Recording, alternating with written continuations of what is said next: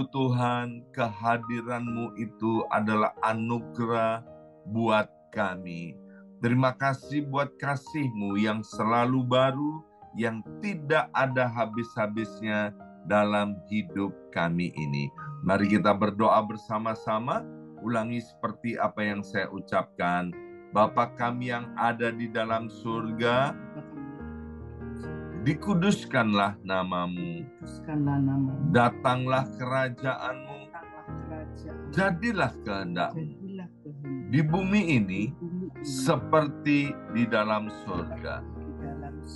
Bapa yang baik, berikanlah kami pada hari ini rezeki yang menjadi bagian kami secukupnya, cukup untuk memberikan pinjaman kepada banyak bangsa, sedangkan kami sendiri tidak punya pinjaman. Cukup untuk menjadi saksi Tuhan, mulai dari Yerusalem, Yudea, Samaria, sampai ke ujung-ujung bumi. Cukup untuk menjadikan semua bangsa murid Kristus dan membaptis mereka dalam nama Yesus. Terima kasih Bapa untuk rezeki yang secukupnya, dan ampunilah dosa-dosa kami. Ampunilah kesalahan kami, seperti kami pun mengampuni orang-orang yang bersalah kepada kami. Dan janganlah masukkan kami ini ke dalam pencobaan, tetapi bebaskanlah kami dari segala yang jahat. Sebab Engkaulah yang empunya kerajaan, kuasa, dan kemuliaan sampai selama-lamanya. Dalam nama Tuhan Yesus, kami sudah berdoa. Haleluya, haleluya, haleluya.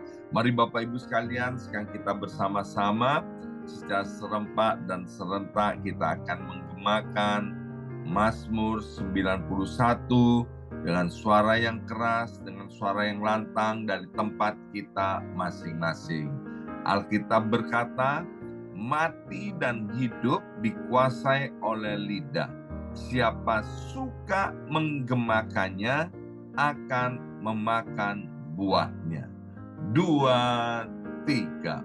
Mazmur 91. Orang yang duduk dalam lindungan yang maha tinggi dan bermalam dalam naungan yang maha kuasa akan berkata kepada Tuhan, tempat perlindunganku dan kubu pertahananku, Allahku yang kupercayai. Sungguh Tuhanlah yang akan melepaskan aku dari jerat penangkap burung dan dari penyakit sampar yang busuk. Dengan kepaknya Tuhan akan menudungi aku. Di bawah sayapnya aku akan berlindung. Kesetiaan Tuhan ialah perisai dan pagar tembok. Amin, amin, amin. Terjadi di dalam nama Tuhan Yesus. Aku tak usah takut terhadap kedahsyatan malam, terhadap panah yang terbang di waktu siang, terhadap penyakit sampar yang berjalan di dalam gelap, terhadap penyakit menular yang mengamuk di waktu petang. Walau 1.000 orang rebah di sisiku dan 10.000 di sebelah kananku, tetapi itu tidak akan menimpa aku. Aku hanya menontonnya dengan mataku sendiri dan melihat pembalasan terhadap orang-orang fasik. Sebab Tuhan ialah tempat perlindunganku, yang maha tinggi telah kubuat tempat perteduhanku. Amin, amin, amin. Terjadi di dalam nama Tuhan Yesus. malapetaka tidak akan menimpa aku, dan tulah tidak akan mendekat kepada kemahku.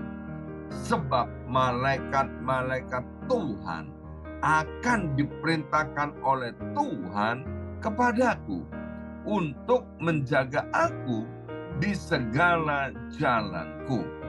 Para malaikat Tuhan akan menatang aku di atas tangannya, supaya kakiku jangan terantuk kepada batu. Singa dan ular tedung akan aku langgar. Aku akan menginjak anak singa dan ular naga. Amin, amin, amin. Terjadi di dalam nama Tuhan Yesus. Sungguh, hatiku melekat kepada Tuhan, maka Tuhan akan meluputkan aku. Tuhan akan membentengi aku, sebab aku mengenal nama Tuhan. Bila aku berseru kepada Tuhan, Tuhan akan menjawab. Tuhan akan menyertai aku dalam kesesakan. Tuhan akan meluputkan aku dan memuliakan aku. Dengan panjang umur akan Tuhan kenyangkan aku, dan akan Tuhan perlihatkan kepadaku keselamatan daripadanya. Amin, amin, amin. Terjadi di dalam nama Tuhan Yesus. Terima kasih ya Aba ya Bapa. Sekarang berbicaralah kepada setiap kami melalui kebenaran firman Tuhan. Dalam nama Yesus. Yang siap mendengarkan firman Tuhan, angkat jempolnya ke depan dan katakan amin 3 kali. Amin, amin, amin. Dalam nama Tuhan Yesus. Salam revival, salam kebangkitan. Semangat pagi. Semuanya semangat pagi. Apa kabarnya Bapak Ibu semuanya? Haleluya, haleluya. Senang sekali. Hari ini Sabtu 9 Desember 2023. Boleh bersama-sama kembali dengan Bapak Ibu semuanya. Ya, baik Bapak Ibu sekalian, mari kita buka Alkitab kita dari Amsal pasal 27 ayat yang ke-20.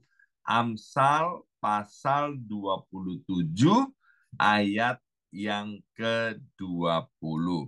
Demikian bunyi firman Tuhan. Dunia orang mati dan kebinasaan tak akan puas, demikianlah mata manusia tak akan puas. Nah, perhatikan Bapak Ibu sekalian, di sini dikatakan dunia orang mati dan kebinasaan tidak akan puas. Bapak Ibu sekalian, ya, kalau Bapak Ibu perhatikan ya, setiap pagi ini Ibu Vetlam kalau kita ketemu di doa pagi, beliau selalu bilang gini, puji Tuhan kita masih hidup, ya kan? Bapak Ibu tahu nggak bahwa setiap hari dari 5 benua ini, Asia, Afrika, Australia, Eropa, Amerika, ya.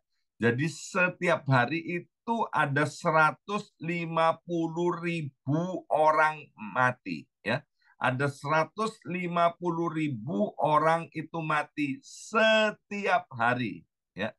Jadi kalau 1 tahun itu jumlahnya orang yang mati di seluruh dunia itu ada kurang lebih setiap tahunnya itu 50 juta sekian, ya. Setiap tahun mati, orang mati. Maka itu betul sekali apa yang dikatakan oleh Salomo ini, bahwa dunia orang mati dan kebinasaan tidak akan puas. Dia akan selalu bilang gini, more, more, more, ya. Lebih banyak lagi, lebih banyak lagi. Dan ternyata yang kedua, mata manusia juga tidak akan pernah puas. Nah, hari ini kita akan berbicara bersama-sama tentang hidup yang dipuaskan. Hati manusia itu memiliki sebuah lubang yang amat sangat besar. Diisi apa saja, hati ini nggak akan pernah penuh. Maka itu yang namanya manusia tidak pernah merasa puas. Dulu kalau belum punya apa-apa, kepingin punya sepeda. Kalau sudah punya sepeda, kemudian kepingin punya sepeda motor. Sudah punya sepeda motor, kepingin punya mobil. Sudah punya mobil, kepingin punya mobil lebih bagus lagi. Sudah punya mobil lebih bagus lagi, kepingin tambah mobil, ya kan? Kemudian kepingin punya rumah. Sudah punya rumah, belum puas. Kepingin ini, kepingin itu, kepingin ini, dan lain sebagainya. Maka itu yang bisa memuaskan manusia, yaitu dengan cara menutup lubang itu. Lubang itu hanya bisa ditutup oleh sesuatu yang maha besar. Namanya apa? Tuhan Allah sendiri. Ya, manusia di luar Tuhan, mereka tidak akan pernah merasa puas. Nah, di dalam buku yang berjudul The Progress Paradox, karangan daripada Greg Easterbrook, ya, dia melakukan sebuah riset, ya. Riset ini kemudian dia ambil dari berbagai narasumber, dikatakan begini, bahwa negara-negara yang maju di dunia ini kan ada negara yang disebut negara maju dan negara berkembang. Amerika Serikat ini termasuk negara yang maju. Indonesia itu adalah negara yang berkembang. Nah, kita bicara negara yang maju. Negara yang maju itu dibandingkan waktu-waktu yang lalu, negara yang sudah maju ini semakin maju, ya. Dan kemudian semua aspek dalam teknologi, di dalam kehidupan, dalam keuangan, dalam lain sebagai hal itu, ya semuanya mengalami kemajuan, ya. Tetapi yang luar biasa begini, hasil daripada riset itu, di tengah-tengah perkembangan dan kemajuan yang begitu pesat, ternyata orang-orang itu semakin stres, semakin depresi. Ya kan? Jangan dipikir kalau semuanya sudah semakin lengkap, semakin ada, dan kemudian kita merasakan yang namanya ketenangan atau damai sejahtera. Ternyata orang yang sakit jiwa, orang yang kemudian putus asa dan lain sebagainya itu semakin meningkat juga. Nah, saat ini generasi yang ada menghadapi tantangan yang luar biasa beratnya.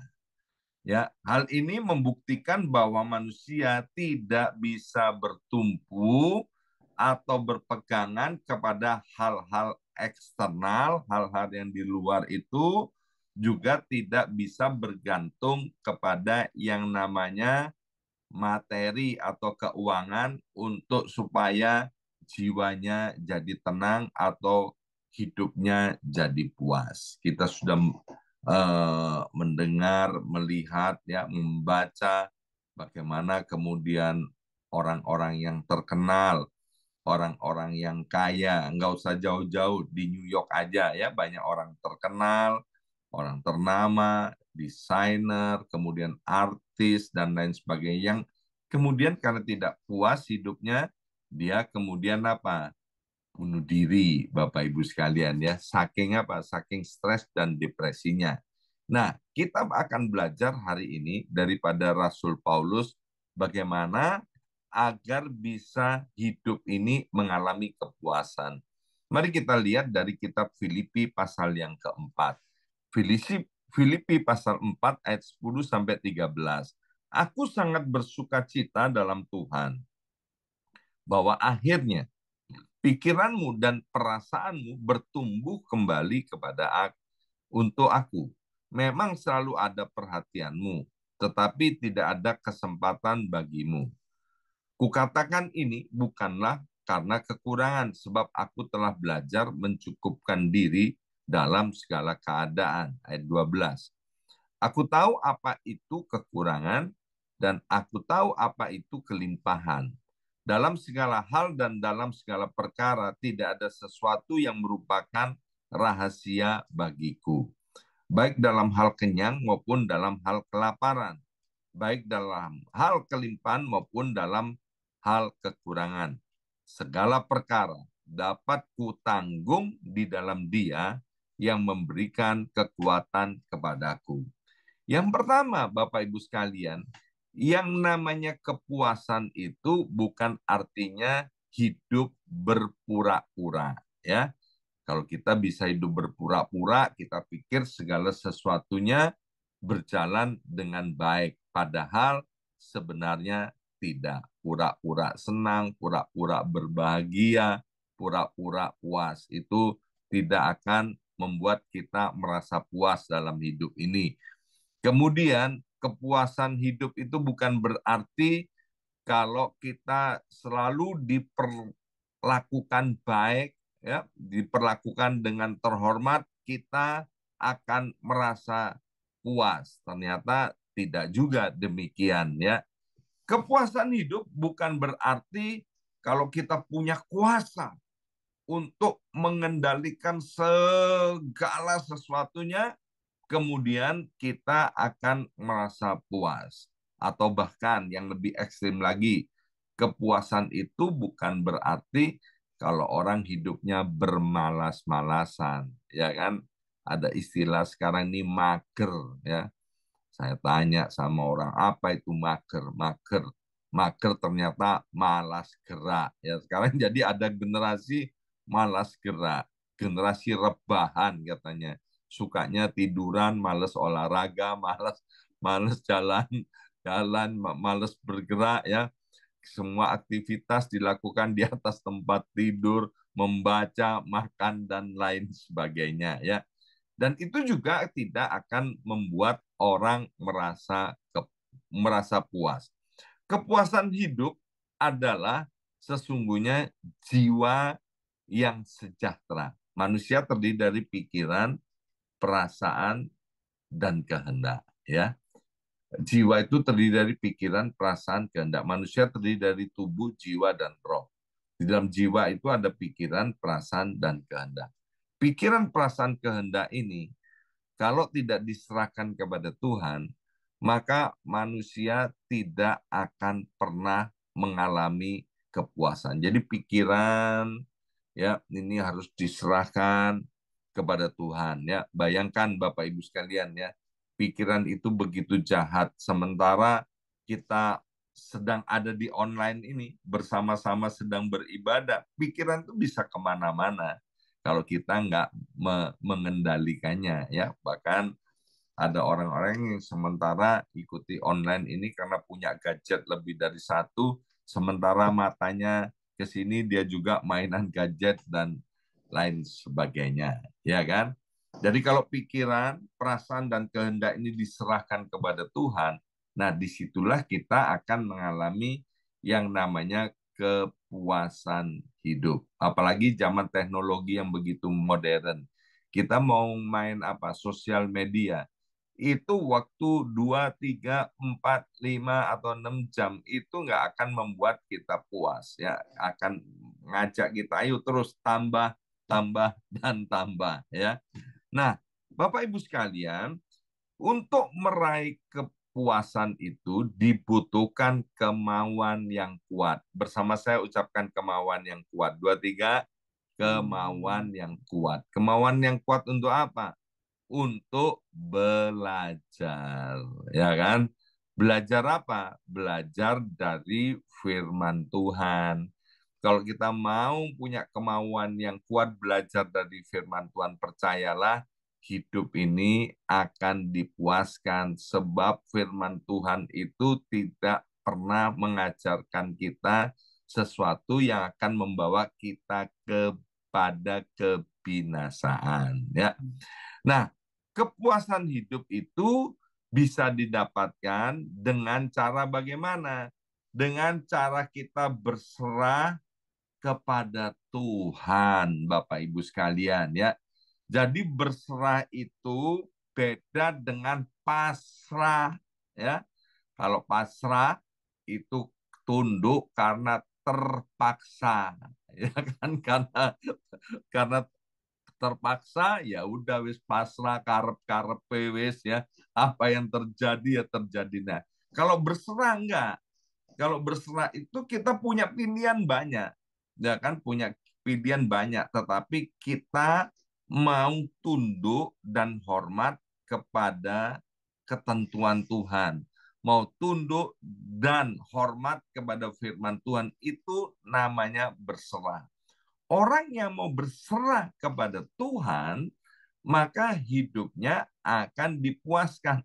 Tapi kalau orang pasrah, itu dia nggak akan puas hidupnya. Sekali lagi, beda antara berserah dan pasrah. Berserah kita punya opsi, punya pilihan ya untuk tidak tunduk, tapi kita memilih tunduk, hormat dan taat kepada firman Tuhan ya.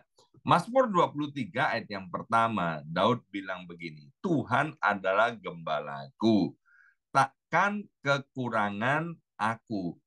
Ini gambaran dari seorang yang bernama Daud, bagaimana ia berserah kepada Tuhan.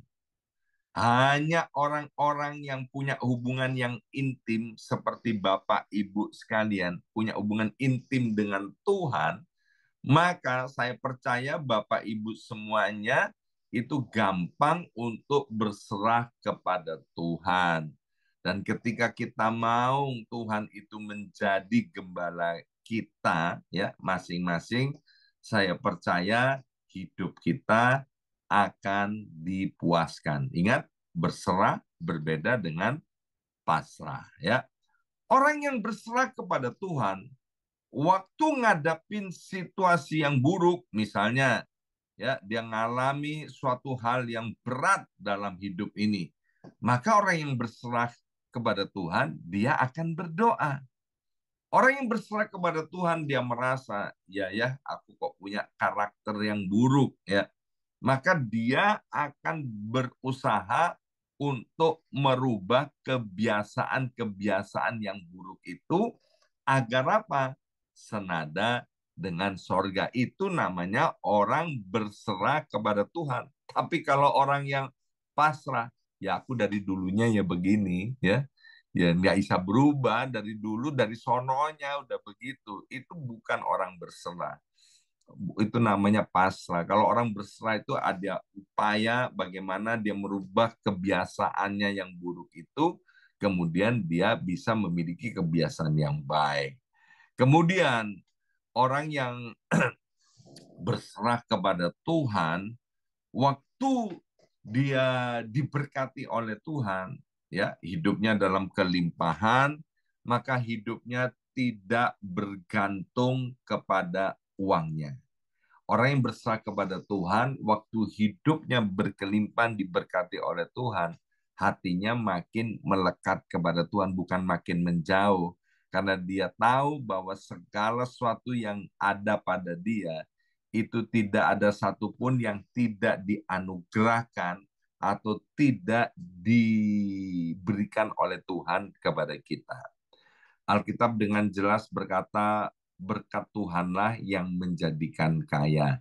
Jerih payahmu itu tidak akan menambahnya. Maka itu kalau orang yang berserah kepada Tuhan, ketika makin diberkati, dia akan makin menyadari itu semua bukan karena kepintarannya, bukan karena kerja kerasnya. Kerja keras itu pinter, kerja keras itu perlu, kepintaran itu perlu, rajin itu perlu, Bapak Ibu sekalian. Karena itu memang bagian kita.